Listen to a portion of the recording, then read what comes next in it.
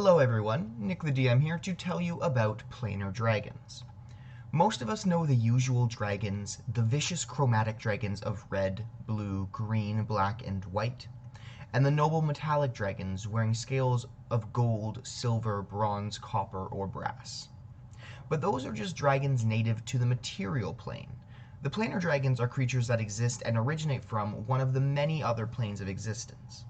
I plan on converting a lot of these into 5th edition, but today we start with a dragon native to the Blessed Fields of Elysium, the Elysian Dragon. An Elysian dragon has a wide, squat body that appears obese. Extrusions of adipose-rich flesh push out the dragon's scales, making it look rough and unkempt. A spiny frill that doubles the dragon's height runs from the top of its head to near the beginning of its short, thick tail.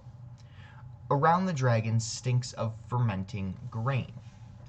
Quote, jolly and good-natured to an almost ridiculous extreme, Elysian dragons enjoy little more than bacchanalian feasts and lust-fueled festivals. They drink, eat, and enjoy themselves to excess. Considered by most other true dragons as irresponsible and overly prolific, Elysian dragons breed at an alarmingly fast rate for dragons, and sired more half-dragons than all other planar dragon kinds combined. End quote. Elysian dragons claim that they are the protectors of peace in Elysium, but they only seem to ensure that they and anyone around them can have as many long nights of enjoyment as possible. They believe that happiness and goodness are inexorably linked, and nothing promotes happiness better than inebriation and other physical pleasures. Looking at the dragon's physical features, one may assume they have a slower metabolism than other dragons, but they just eat and drink in so much excess that they become obese from their lifestyles. Speaking of eating, what some people may not know is that dragons often eat their hoards of treasure, for one of many reasons that we won't touch on today, but they tend to eat it closer to the end of their life. Elysian dragons, on the other hand, eat any treasure they find right away. Those who don't often collect a respectable hoard that lasts only until their next party. Now, that's pretty much it for lore. They only appear in one magazine. They don't have too much actual background on them other than that.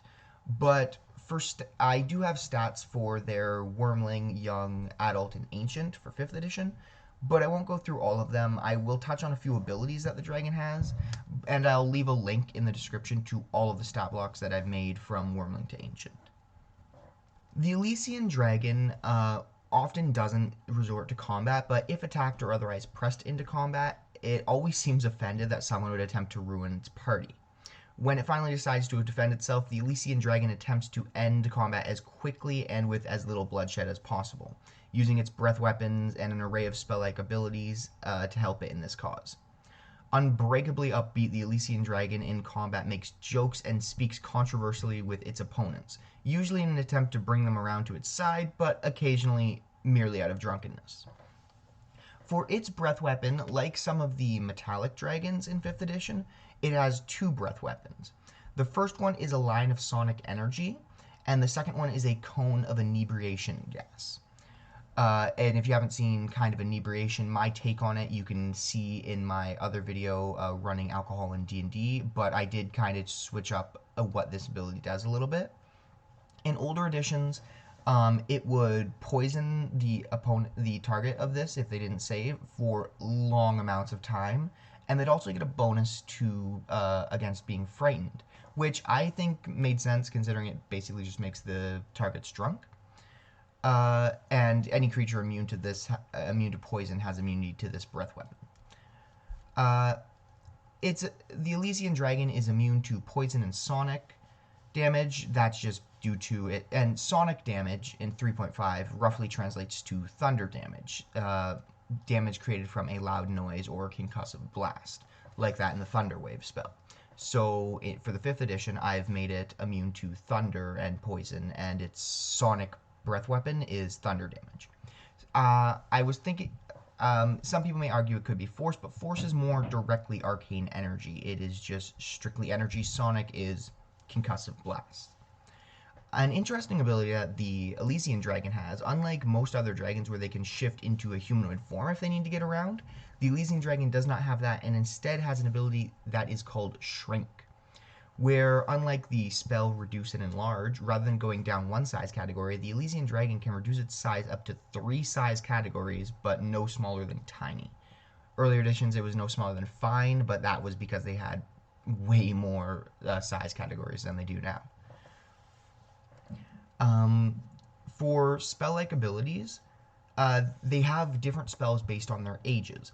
I covered pretty much all of them in up till Ancient, where there is one spell that they have at Worm level, which if you don't know how to, if you know about worms, I made another video, D&D upgrading the monsters, worms, and great worms, and that can show you how to upgrade any monster from Ancient, or any dragon really, from Ancient to Worm and Great Worm.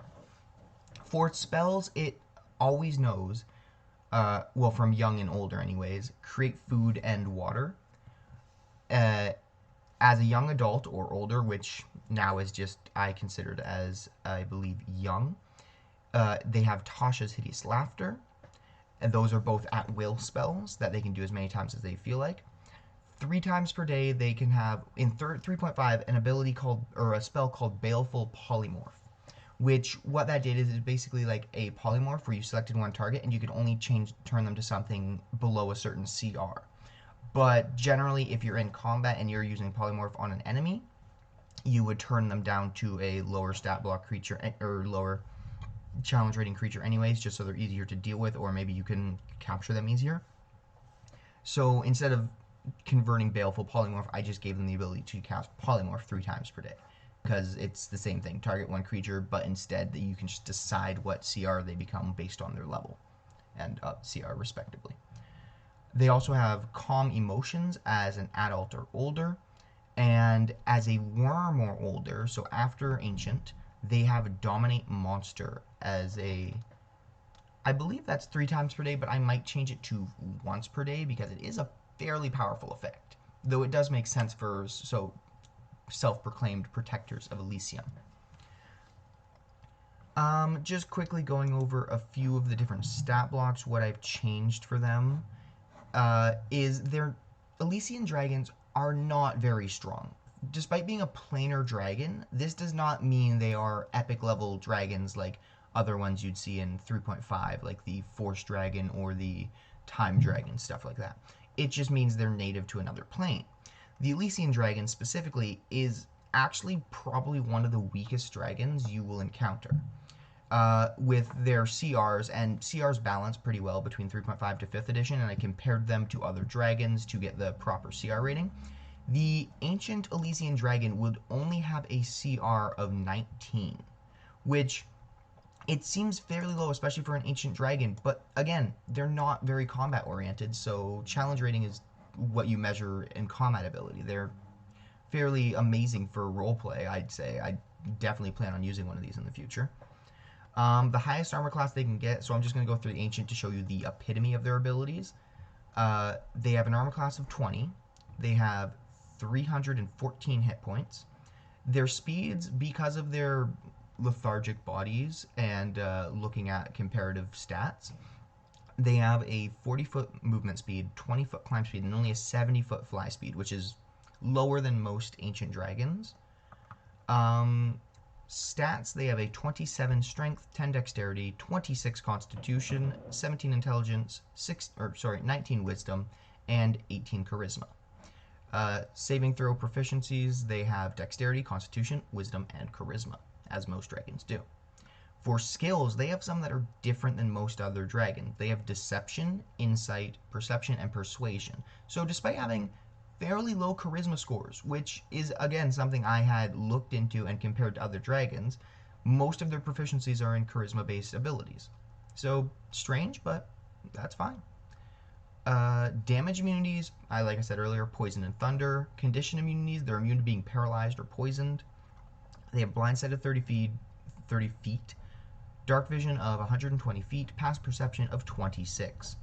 They can speak 4 languages, which is fairly impressive: Celestial, Common, Draconic, and Sylvan. Most of these they will get throughout the years. I think I don't remember if I started them off as Wormling with that many languages. They, again, like I said, challenge rating 19. Legendary resistances, they have 3 per day. Shrink is their ability, which Before, what it would do is it reduce how much damage they did, which I think makes sense, but it's often very hard to keep track of exactly what their damage would be, especially if you're like just changing their size periodically.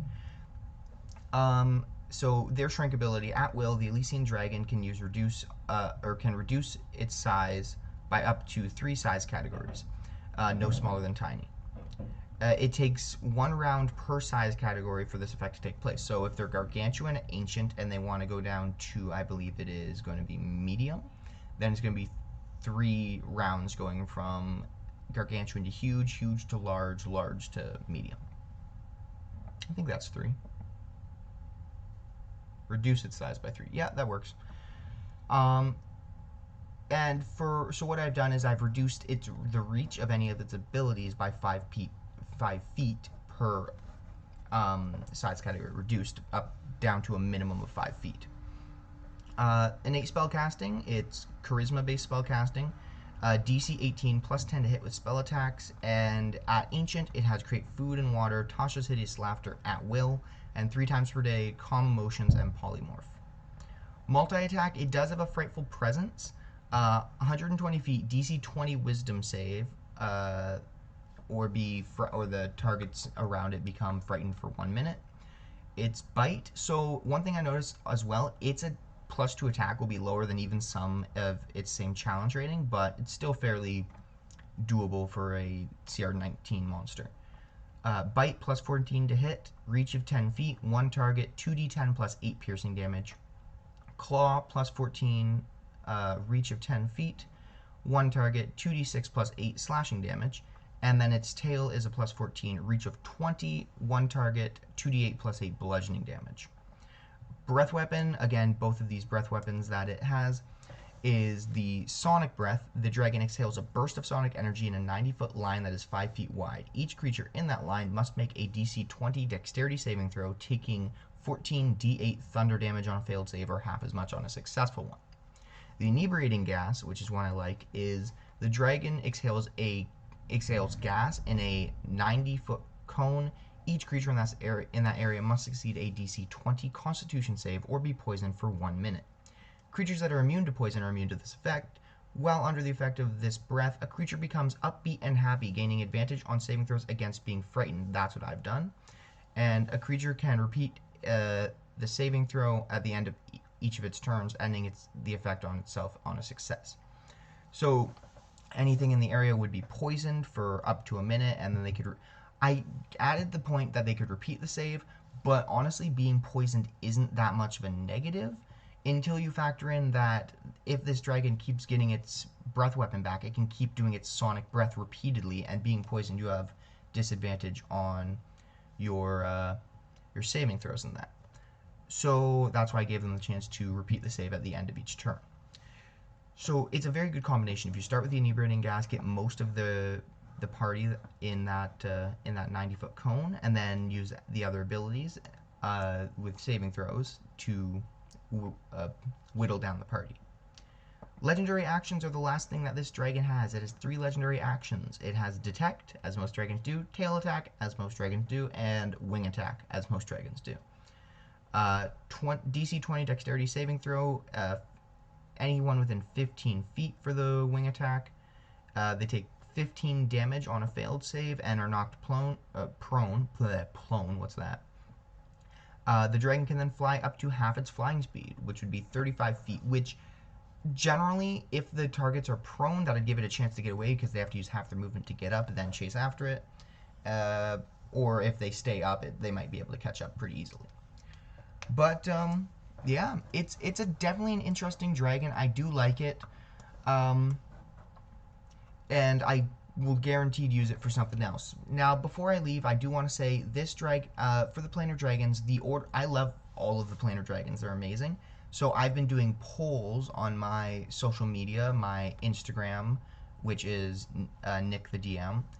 I was using my Twitter. It's not doing too well at this point.